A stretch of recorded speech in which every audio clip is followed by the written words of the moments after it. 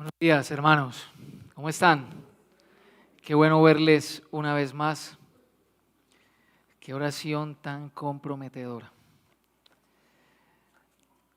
Hablemos un poco de liderazgo. El mundo está lleno de líderes, ¿cierto? Políticos, de opinión, referentes. A mí me encanta ver documentales sobre la vida de técnicos, entrenadores deportivos. Hay uno por ahí en Netflix muy bueno. O las vidas de líderes, grandes líderes de naciones que han llevado proyectos. ¿Qué tal si, bueno, no podemos tener mucho acercamiento, pero qué tal si la persona que tienes ahí al lado, dile el nombre de un líder al cual tú admires? No necesariamente tiene que ser Jesús o los apóstoles o alguien de la Biblia. No necesariamente. Si es uno de ellos, bueno, si no, no. Compártele. Un líder que admires, de cualquier índole.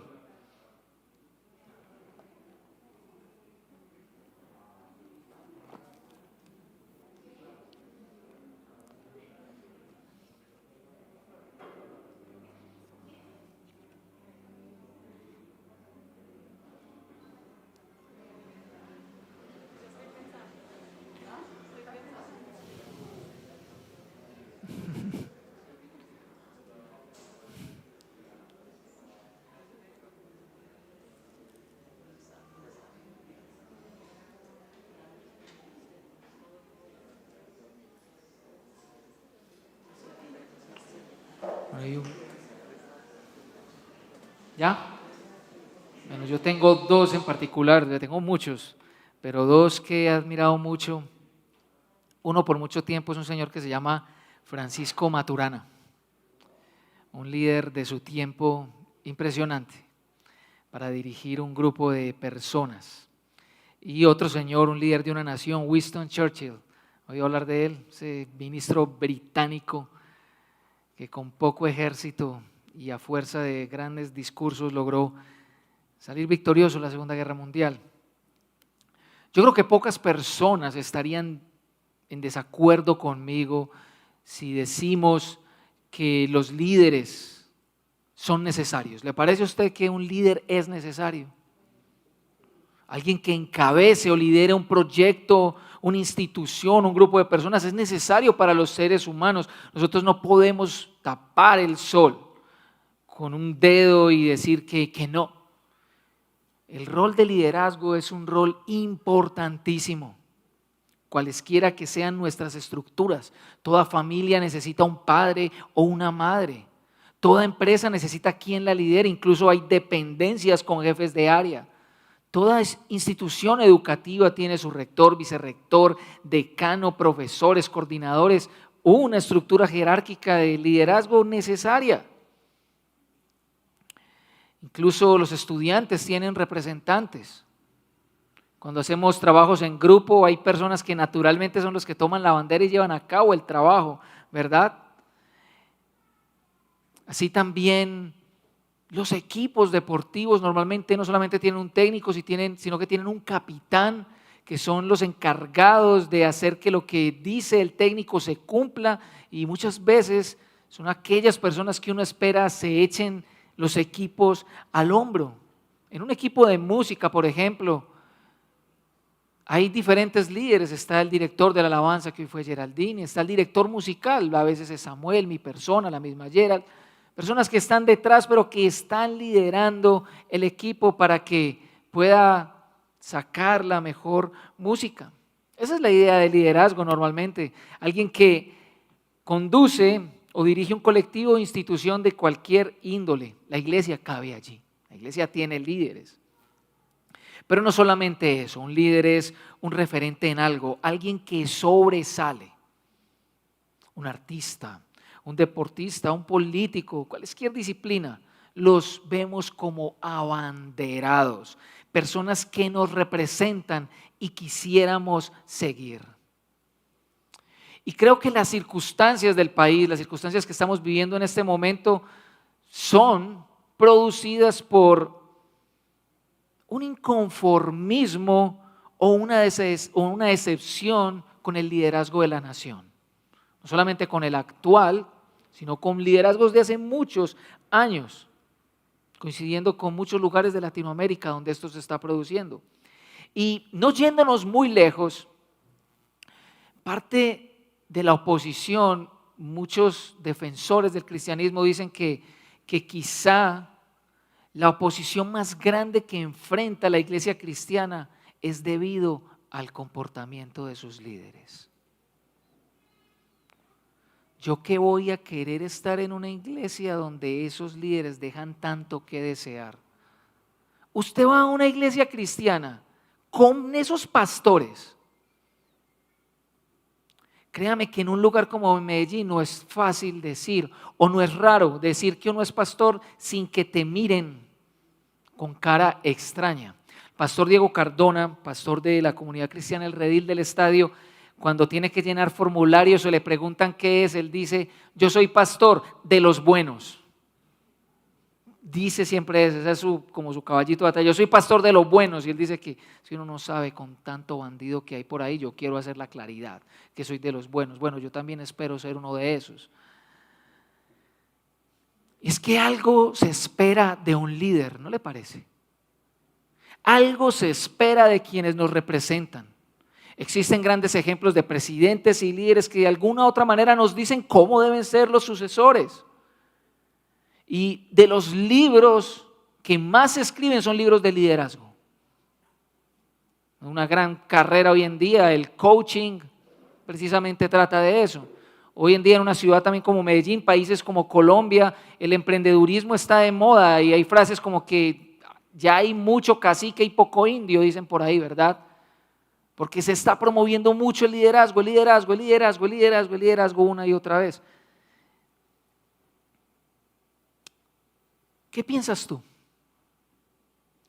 ¿Cuáles crees que deberían ser las cualidades de un buen líder, de alguien que nos represente?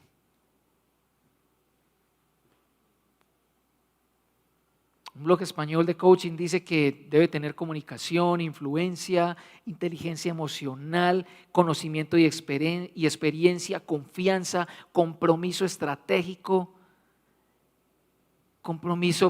pensamiento estratégico, compromiso y pasión, trabajar en equipo.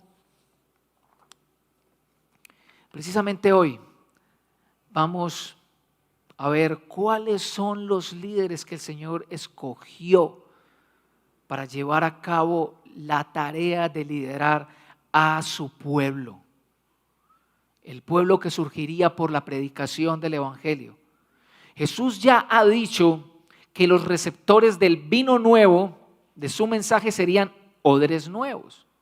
Por lo tanto, los fariseos que están tan anquilosados a las tradiciones y a sus códigos y costumbres no serán esos.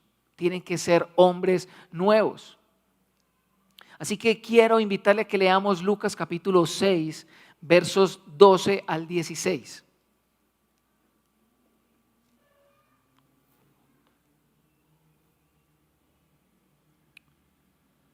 Lucas capítulo 6, versos 12 al 16.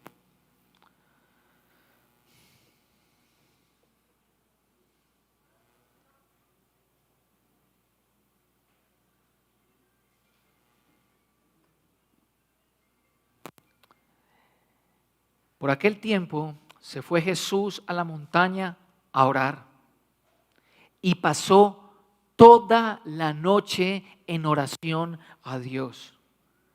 Al llegar la mañana, llamó a sus discípulos y escogió a 12 de ellos, a los que nombró apóstoles. Simón, a quien llamó Pedro, su hermano Andrés, Jacobo, Juan, Felipe, Bartolomé, Mateo, Tomás, Jacobo, hijo de Alfeo, Simón, al que llamaban el Celote, Judas, hijo de Jacobo, y Judas Iscariote, que llegó a ser el traidor. Así que yo quiero que veamos hoy, yo no sé cómo llamarlo, es muy complicado llamarlo. ¿Cómo es que el Señor escogió a sus representantes y líderes? ¿Cómo fue que lo hizo? 3 cosas, 3 aspectos, 3 pasos que tomó a cabo el Señor. 3 pasos suena mejor, ¿verdad? El primero de ellos es que los apóstoles, los líderes que el Señor escogió son fruto de la oración. Hay semanas o temporadas en la vida de uno que parece o definitivamente todo se junta, ¿no le parece? Que actividades que se acumulan, que citas pendientes, entregas, los compromisos de cada día, imprevistos, que el carro se varó, que los niños se enfermaron, que resultó tal cosa, que hay paro y tengo que salir, que nos quedamos sin wifi, que se presenta un conflicto con alguien, uno bien carrereado y ahora terminé peleando con este o con esta. Las últimas semanas que hemos visto en la vida de Jesús han sido literalmente extenuantes. Jesús ha estado en constante movimiento. Su agenda principal, que es la de predicar el evangelio, la ha llevado a cabo y ha traído consigo el enfrentamiento con el mundo de las tinieblas. Se ha enfrentado a demonios a los que ha tenido que expulsar. Ha sanado muchos enfermos. Las multitudes lo siguen y lo aclaman por doquier. Viene sumando gente y discípulos. Y últimamente se ha visto envuelto en una serie de confrontaciones con el liderazgo de Israel. Ya lo hemos hablado, lo hablamos hace 15 días y hace 8 días, los fariseos. Me imagino que Jesús apenas ha tenido tiempo para dormir. Y es precisamente que en esos días, lo dice Reina Valera, en aquellos días Jesús se va a orar. ¿No le parece un poco irónico? Porque lo que normalmente hacemos en momentos como este es devanarnos los sesos pensando qué hacer, preguntar, hacer, como dice un amigo mío, Tetris con la agenda, llenarnos de ansiedad y preocupación, ponernos irascibles. Y a menudo nos creemos la idea de que en tiempos de presión orar es botar el tiempo. ¿Sí o no? Que uno pone así, ahora todo lo que tengo que hacer. No he tenido tiempo para orar, he escuchado a veces, yo también. Lo suelo decir, no he tenido tiempo, estoy lleno. Pero la misión de Jesús, la misión completa de Jesús es como una de esas semanas de nosotros. Todo el tiempo que Jesús estuvo aquí fue como esas semanas. Todo lo que Jesús tenía que hacer era importante y urgente. Cada minuto era oro. El camino a la cruz fue un diseño perfecto que tendría que llevarse en 3 años con una agenda específica. Pero cada momento crucial de la vida de Jesús estaba acompañado por momentos previos, en algunos momentos postreros, de oración. Por ejemplo, cuando Jesús se va a bautizar, el Espíritu Santo desciende sobre él cuando él ha terminado de orar. Cuando su fama empieza a difundirse, él decide apartarse a solas y orar. Y luego de esa oración decide tomar la decisión de, no me voy a quedar aquí donde mi fama está creciendo. El evangelio necesita irse hacia allí. Y aún antes de las primeras controversias que tuvo con los fariseos, Lucas capítulo 5, él constantemente se retira a solas y ora. La oración es un aspecto fundamental y vital en la vida de Jesús. Lucas todo el tiempo nos está diciendo que tan activo es su ministerio como su vida de oración. Constantemente lo hace. Y los momentos de presión en la vida de Jesús son los momentos donde más está con Dios. Yo creo que es precisamente porque bajo presión es que uno es más vulnerable, ¿no le parece?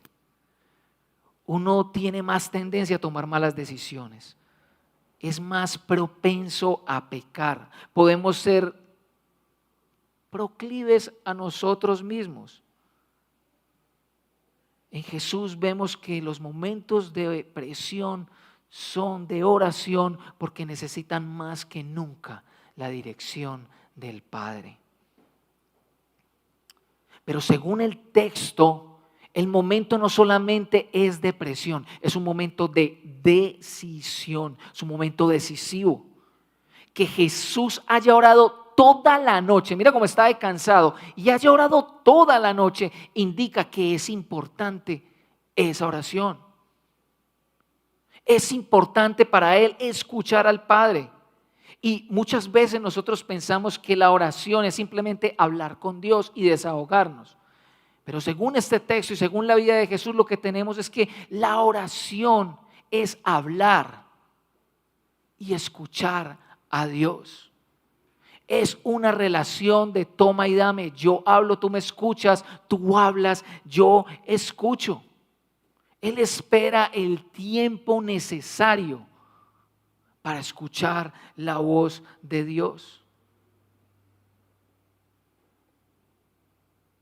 No solamente Jesús necesitaba escuchar al Padre, el Padre necesitaba que Jesús lo escuchara para darle los pasos a seguir.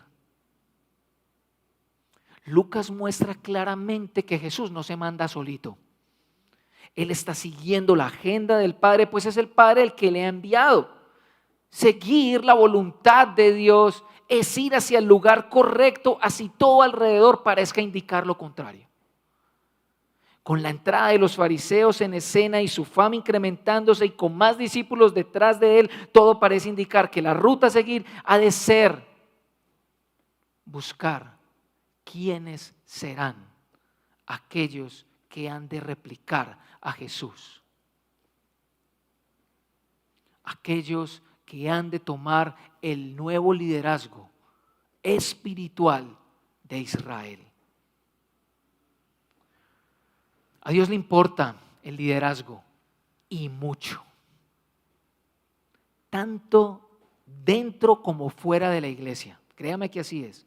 Si el Señor te ha puesto en un lugar donde eres quien dirige a otros, tal vez este texto te esté invitando a considerar la guía del Padre para tomar las mejores decisiones. Incluso decisiones tan importantes como la gente con la que quieres trabajar o con la que debes trabajar. ¿Y sabes qué?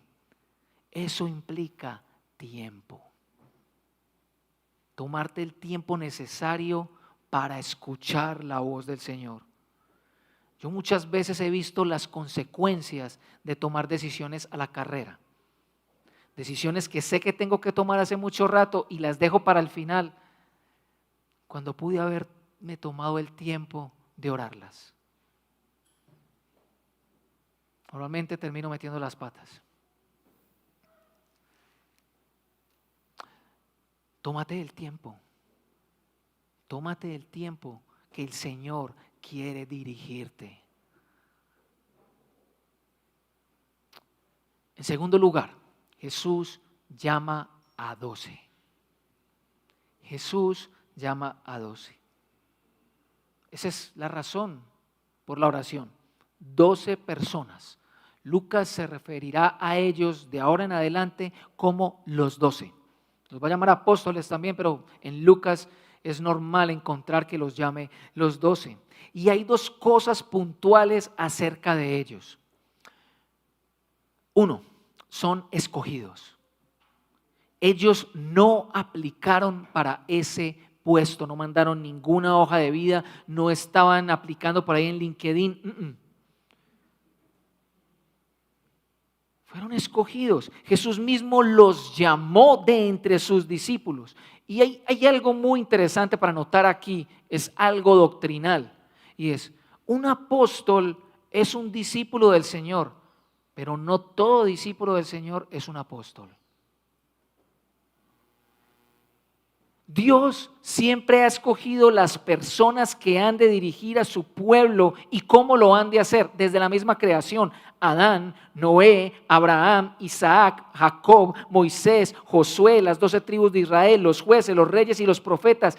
Incluso vale la pena notar que esto que está haciendo Jesús parece que Moisés lo vivió en Éxodo capítulo 19.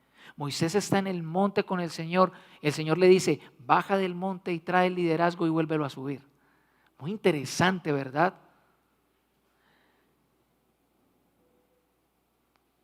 Y Pablo normalmente apela a este principio cuando de hablar de su autoridad apostólica se refiere. Dice, Pablo, apóstol de Jesucristo, por voluntad de Dios. Un apóstol, un líder es alguien escogido. Estos serán los nuevos líderes que liderarán la nación y Él los ha escogido por nombre y apellido. El apostolado es un llamado único y especial en un momento específico y preciso de la historia y para esas personas. En segundo lugar, no solo los escoge, sino que los llama apóstoles. Ya hablé un poco de eso. Jesús los distingue entre sus discípulos con ese nombre. La palabra apóstol quiere decir, significa enviado o mensajero, pero no es simplemente alguien que esté dando mensajes o recados de parte de alguien, es alguien que representa a una persona y actúa en su nombre como si fuera él mismo. Le voy a dar un ejemplo. Usted ha escuchado la historia del centurión que tiene un siervo enfermo. Eso lo vamos a predicar pronto, no lo hemos predicado todavía, ¿verdad? Él tiene un siervo enfermo y manda mensajeros. En Lucas dice que él envía mensajeros. En otro evangelio, no recuerdo cuál es, me perdona, dice que va él mismo. Y muchas personas dicen, esto es contradictorio. No, no es contradictorio, porque mandar un mensajero era como si fuera la misma persona. Entonces tenían todo el derecho de decir, el centurión fue o el centurión envió mensajeros. Era el mismo centurión. Eso es un apóstol. Alguien que representa a una persona. Mira cómo habla Jesús de los apóstoles. Cuando está entrenando a los 70, dice, el que a ustedes escucha, me escucha a mí. Y el que a ustedes rechaza, me rechaza a mí. Y el que me rechaza a mí, rechaza al que me envió. Amén. Lo que sucederá con estos apóstoles es que Jesús se encargará de estar con ellos. Marcos indica que la razón por la cual los llama es para que estén con Jesús. Ellos se van a sentar a la mesa con Él. Recuerde que sentarse a la mesa con alguien es señal de íntima amistad.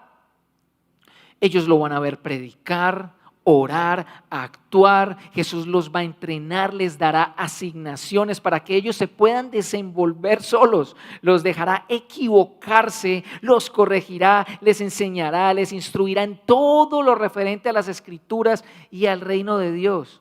Pero también, y esto es muy importante que lo noten, Él se va a revelar a ellos como Hijo de Dios.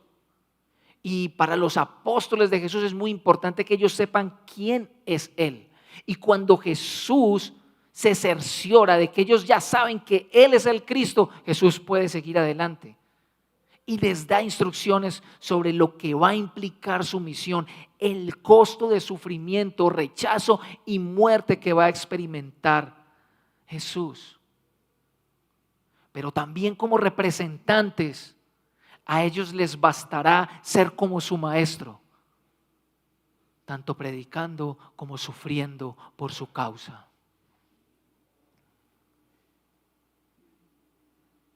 Además, a estos apóstoles el Señor Jesús les va a dar una honra especial. Serán los apóstoles los que tengan un puesto propio en el reino de Dios, 12 sillas donde se van a sentar a juzgar a la nación de Israel. La figura de los apóstoles es muy importante, mis hermanos, porque de Jesús cualquiera puede o pudo hablar e inventado a su antojo. Pero gracias a la sabiduría de Dios, al haber escogido estos hombres, Jesús no sería una leyenda, ni una fábula, ni mucho menos un maestro moral como Sócrates, Gandhi o el Dalai Lama. Ellos fueron los que de primera mano presenciaron toda la revelación de Dios en su Hijo. Demostraron en su actuar y en su hablar que habían estado con Jesús. Testificaron acerca de la resurrección sin titubeos porque lo presenciaron. no se harían matar por una mentira. Llevaron a cabo fielmente la obra encomendada.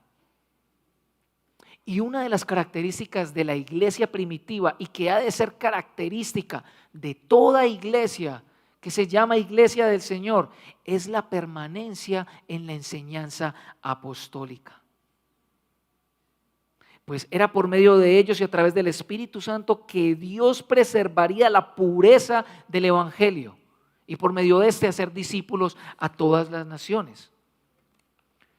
Hermanos, esto nos tiene que mover a hacer, esto nos tiene que mover con mucha diligencia en nuestra lectura y estudio de las Escrituras. Pues afortunadamente y soberanamente ahí está toda la enseñanza apostólica. La fuente primaria de la obra de Jesús, la que nos dirá si estamos caminando conforme a la fe, es lo que está escrito por el legado de los apóstoles. No hay otro lugar. Por eso muchas veces usted nota que los pastores parecemos como intensos, como mamás cantaletosas, cuando vemos que personas están leyendo, escuchando o viendo o siguiendo a maestros o gurús cristianos que uno dice como que ¿será o no? Y yo quiero hablar en nombre del liderazgo del Redil.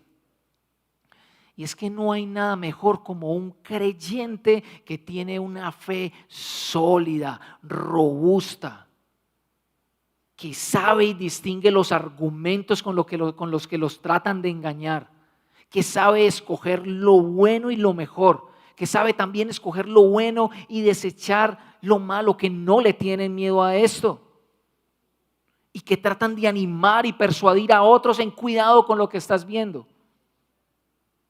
Pero tengo mucho temor que estemos aceptando predicaciones, libros, enseñanzas, videos, simplemente porque se llaman de cristianos, y terminar aceptando bajo la excusa de no tiene nada malo a algo que definitivamente no tiene nada de bueno.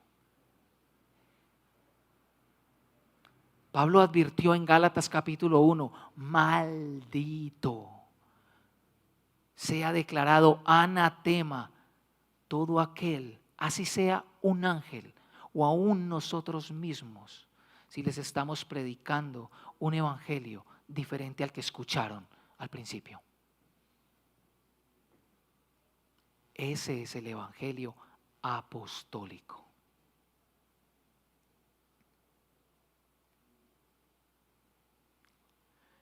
En tercer lugar, Dios llama a sus representantes por nombre. Por nombre. Es que escuchando personas que saben de política, por aquí hay varios que saben mucho, me encanta escucharlos. He escuchado que más importante que un mismo presidente es el gabinete que él escoge para trabajar. Es verdad. Digamos, un ministro tiene que saber, tiene que estar preparado. De hecho, se fijan en la hoja de vida y si ha cometido fraude o no. Esas son las personas que realmente van a poner a mover la nación, ¿verdad? Pasa en todo tipo de organización. Generalmente un nuevo jefe trae consigo su gente o le gusta escoger a la gente con la que él tenga más feeling, que llaman. Esto puede o no gustar, pero de esta escogencia depende el éxito de su obra. Eso sí es muy claro. En tiempos de Jesús esto no era la excepción. Los rabinos escogían a sus discípulos, querían garantizar que estos iban a dejar en alto el nombre de su escuela. Pero vámonos al momento de la oración. Yo pagaría por escuchar y ver a Jesús hablando con el Padre. Yo no sé si Jesús sacó por ahí pergaminos con una lista de todos y hablándole, tiqui, tiqui, tiqui, tiqui, mirando, mira Pedro, o mira este otro, ¿será que sí, será que no? Yo no sé. Yo sé que no hubo desacuerdo, eso sí, pero toda una noche por estos 12 hombres. Yo no sé qué hayas pensado tú ahorita al principio cuando te decía cuáles eran las cualidades de un líder o un representante. Pero sé que en muchas empresas y en lugares, a mí me tocó presentarme a un lugar de entrenamiento pastoral donde tuve que hacer 3 test psicológicos. Oye, esa vaina es muy asustadora. Jesús llama por nombre a estas personas y yo quisiera de alguna otra manera mostrarles el perfil medio psicológico de cada uno de estos líderes. Pedro, Simón, Jesús lo llamó Pedro más adelante, pescador, profesión de gente más bien no educada, tenían algo de plática, pero no gente muy educada, no sabían leer ni escribir. Un hombre imprudente, reactivo, emocional, colérico, hablaba sin saber, se comparaba con otros. Es de esas personas que como dice una cosa, dice otra. Andrés, hermano de Pedro, también pescador, fue discípulo de Juan el Bautista, un hombre muy callado, no se sabe qué dice, qué piensa, qué opina. Jacobo y Juan, hermanos, pescadores también. Jesús los llamó hijos del trueno por su forma de hablar contra las personas que no eran judías. Eran presuntuosos y ambicionaban poder. Felipe, un chico ingenuo, muy lento para aprender. Bartolomé, la mayoría de estudiosos consideran que Bartolomé es el mismo Natanael del que habla el Evangelio de Juan. Juan le da una mención muy especial a Natanael y constantemente es probablemente su nombre en hebreo, Bartolomé el nombre en griego. Pero Natanael es escéptico, intelectual o intelectualoide, esos que creen que saben mucho, presuntuoso, de esos que dicen la verdad sin filtro, como sin tacto, que entra como que uno, uy, no, qué tipo tan duro, nacionalista, muy regionalista él, despectivo con la demás gente. Algo bueno puede salir de Nazaret, decía de Jesús. Mateo, recaudador de impuestos. No, ese no. Trabajador del Estado romano, siendo judío, es un traidor a la patria. Millonario y tiene unos amiguitos con una fama. Tomás, una persona pesimista, sarcástico, racional, necesitaba pruebas para creer, así 100 personas le estuvieran contando la misma cosa. Simón el Celote, un personaje con mucho celo religioso, un estándar religioso demasiado alto. Celotes se le llamaban a personas que habían estado o estaban involucradas en revoluciones por la independencia judía. Posiblemente Simón estaría marchando por los colombianos. No creo que Simón fuera muy amigo de Mateo. Jacobo, hijo de Alfeo, y Judas, hijo de Jacobo, anónimos, pasaban de largo. Judas Iscariote, codicioso, ladrón, terminó traicionando a su maestro. No son el tipo de personas que uno contrataría, ¿sí o qué? Seamos sinceros, uno no los contrataría. ¿Qué de influyente, si estamos hablando de las características de un líder de hoy en día, qué de influencer puede tener un pescador o un recaudador de impuestos, por favor? En su mayoría no sabían ni leer y escribir, peleaban por quién sería el mayor en el reino de Dios. Jacobo y Juan le piden a Jesús que caiga un rayo del cielo y queme a unos samaritanos. Jesús constantemente les está reclamando por qué no tienen fe. ¿Alguna vez Jesús dijo que hasta cuándo los iba a soportar? Pedro revela la identidad de Jesús como Mesías, pero segundos más tarde intenta persuadirle a que no vaya a cumplir su misión de morir. Jesús los llama: apártate de mí, Satanás. Eran intolerantes con los niños, los extranjeros y creo que en un caso con una mujer. Tras de que se les enseñaba una cosa y otra, tras de que se les enseñaba una cosa una y otra vez, seguían tropezando con las mismas preguntas. No entendían las escrituras. En el momento más angustiante de la vida de Jesús no pudieron orar ni una hora porque se quedaron dormidos. Uno de ellos lo traicionó, su mejor amigo lo negó después de llenarse la boca diciendo que iba con él hasta la muerte si era necesario, pero toditos salieron corriendo el día del arresto. Algunos de ellos volvieron a sus profesiones, después de que Jesús murió. Es probable que la elección de estos apóstoles haya tenido lugar finalizando el segundo año del ministerio de Jesús. Fueron 3 años, o sea, miren el momento en que los escogió, 1 año para entrenar a esta gente. 12. Estas joyitas, esta banda, serían los líderes que Dios escoge. Yo no confiaría mi negocio, mi proyecto a este grupo de hombres. Si tú estás en el colegio, en la universidad, trabajarías con uno de ellos. Harías un trabajo final de grado, de maestría. Pero Jesús sabía quiénes eran, sabían qué harían y sabía qué le harían y se la jugó con ellos. ¿Sabes por qué? Porque en ellos estamos representados tú y yo. Con todas nuestras luchas, nuestros orgullos y complejos, nuestros ataques de ira, nuestra bocota que parece tener vida propia, nuestra vergüenza a veces al negar o callar que somos creyentes, que nos creemos del lado de los buenos y nos comparamos con los demás, tan llenos de piedad aquí en la iglesia, pero pelando el cobre una y otra vez afuera.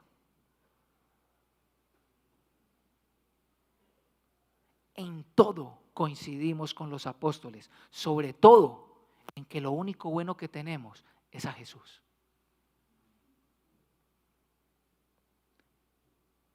Es a este Jesús cuya gracia los llamó, los amó, les sirvió, les lavó los pies, se gozó porque eran ellos. Jesús sintió mucha alegría porque eran ellos.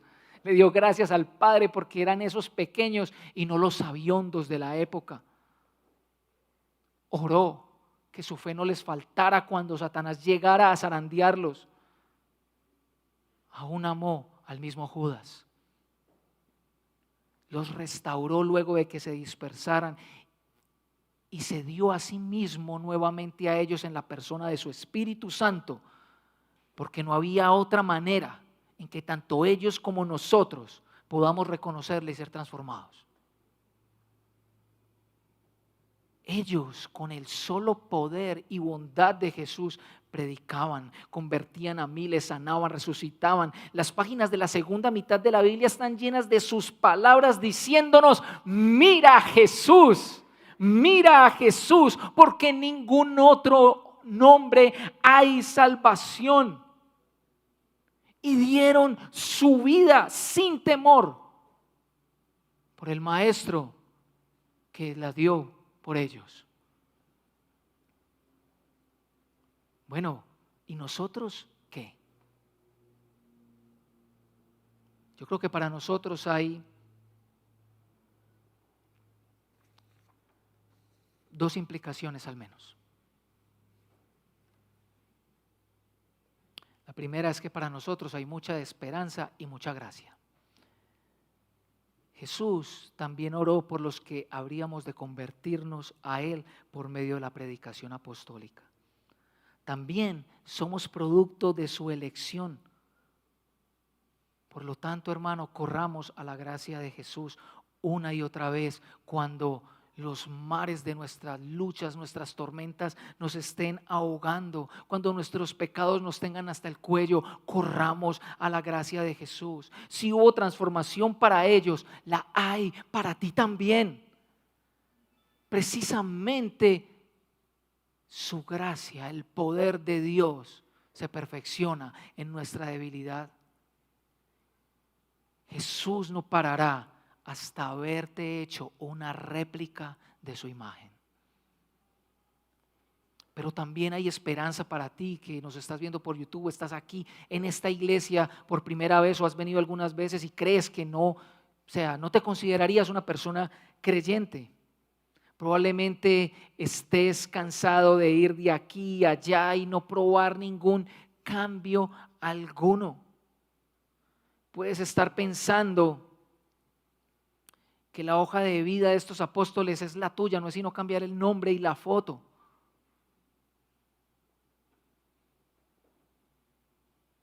ven así como estás. Ven a Cristo así como estás, así como eres. Él se encargará del resto, pero ven así como estás. En segundo lugar, la segunda implicación, no hay excusa. No hay excusa.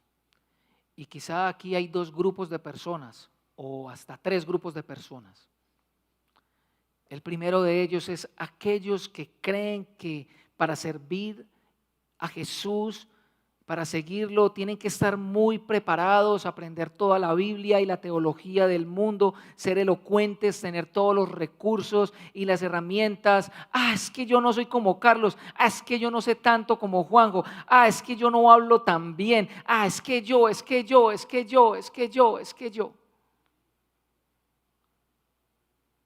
Hermano, no esperes correr cuando ni siquiera sabes gatear. Ven y camina con Jesús. Deja que Él te enseñe, te instruya, te entrene en esta iglesia local con otros al lado, que te corrija, que te ponga a prueba, que te deje equivocar, que te perdone, que vaya restaurando tu vida cuantas veces sea necesario, que te recuerde cuánto te ama y cuán comprometido está con tu crecimiento espiritual. Solo levanta la mano y escríbeme y estaremos atentos para acompañarte. Hay otro grupo de personas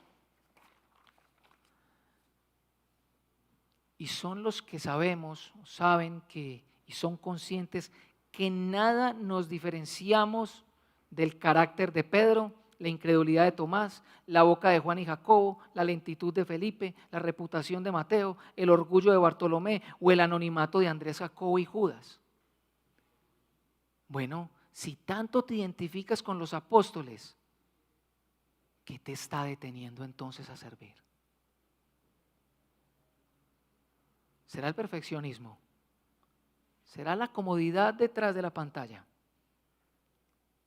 ¿Serán las frustraciones del pasado? ¿Será el tiempo? ¿Será alguien? No desperdicies tu vida. No desperdicies tu vida. No desperdicies tu vida. Y hay conmigo un tercer grupo de personas que llevamos años sirviendo, aparentemente fiel a Jesús, pero se nos ha olvidado la gracia que nos ha traído aquí. Y tenemos una actitud ya de estarnos comparando con otros, de decir somos mejores porque pagué el precio, somos mejores porque serví 10 años, somos mejores porque me he codiado en esta conferencia, en la otra, y se nos ha olvidado la gracia de Jesús. Quiero compartirles un secreto.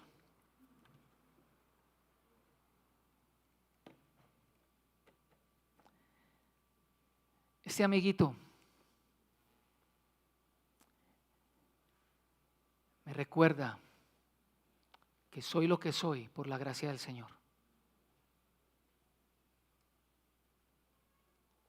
Que este hombre existía antes y ya no. Que si hay algo de lo que me puedo jactar, es la gracia del Señor. ¿Quién se iba a fijar en este negrito? Hombres que también vieron la gracia del Señor en ellos y se la jugaron por mí. Se la jugaron por Hulk. Oremos.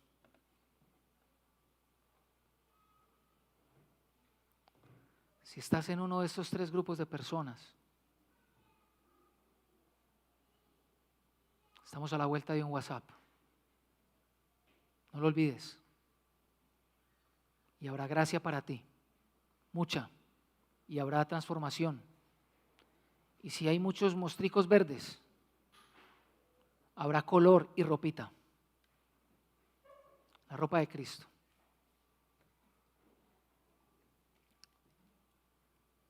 Padre, 12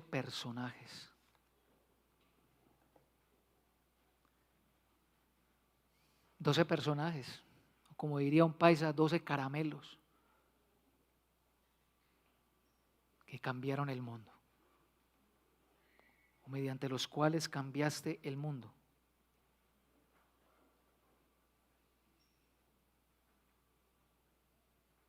En ellos estamos nosotros. Ellos representaron todo lo vil y menospreciado del mundo, con lo cual tú humillaste la sabiduría de este mundo.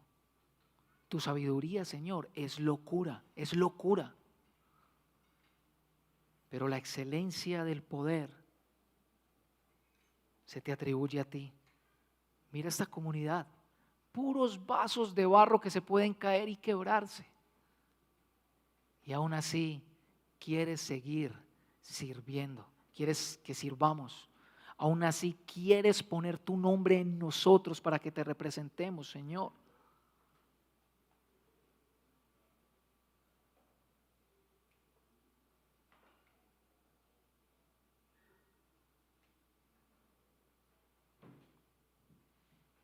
Gracias por esos hombres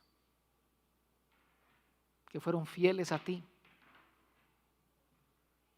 que se dispusieron, que te aprendieron a ti.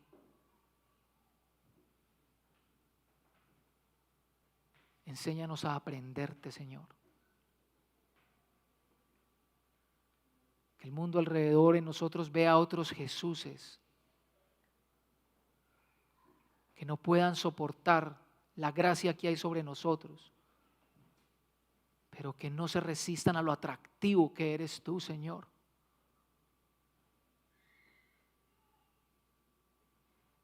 Haz esta iglesia una iglesia apostólica, que guarda tu palabra, la pone en práctica y la esparce por todo el mundo, en medio de corazones quebraditos y frágiles y con un perfil psicológico nada deseable. Empodéranos solamente y únicamente con tu gracia, Señor. Amén. Santiago Benavides vino otra vez en mi rescate.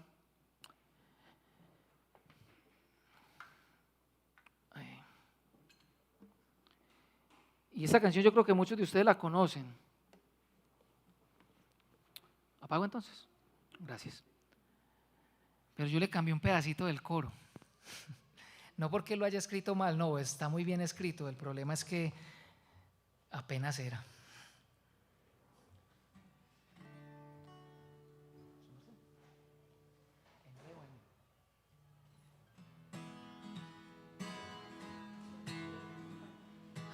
Ok. ¿Vio? Los líderes. Mirando cómo soy en realidad, cómo tengo el corazón medio chueco y lleno de egoísmo, mirando que soy otro del montón, cuya gran aspiración es llegar más lejos que el vecino, recordando por cada vez que juro entregarte hasta la vida. Ha cantado siempre un gallo, o que hablas y me hago el sordo mudo. Es que hoy quiero alabarte de este modo tan extraño. Gracias por Pedro, gracias por Tomás, gracias también por Mateo, Jacobo y Juan. Gracias también, experto en soportar a los que no somos tan buenos y con todo pretendemos hablar de ti a la humanidad. Amén, Jesús, gracias.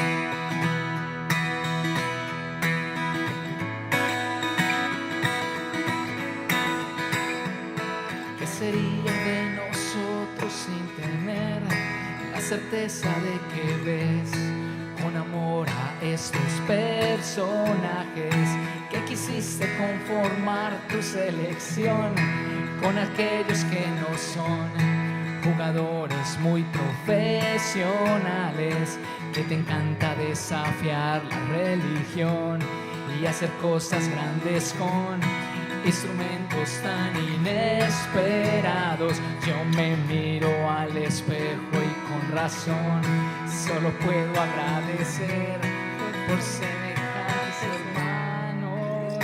Gracias por Pedro, gracias por Tomás, gracias también por Mateo, Jacobo y Juan. Gracias por ser experto en soportar a los que no somos tan buenos y con todo pretendemos hablar de ti, hablar de ti. Gracias por Pedro, gracias por Tomás, muchas gracias. Gracias también por Mateo, Jacobo y Juan. Gracias por ser experto en soportar a los que no somos tan buenos y con todo merecemos hablar de ti, hablar de ti, soñar de ti a la humanidad. Gracias, Señor, por esos hombres. Gracias por jugártela con nosotros. Recuerda, esta es la frase que quiero que se te quede hoy y la recuerdes. El Señor se la jugó por ti. Amén.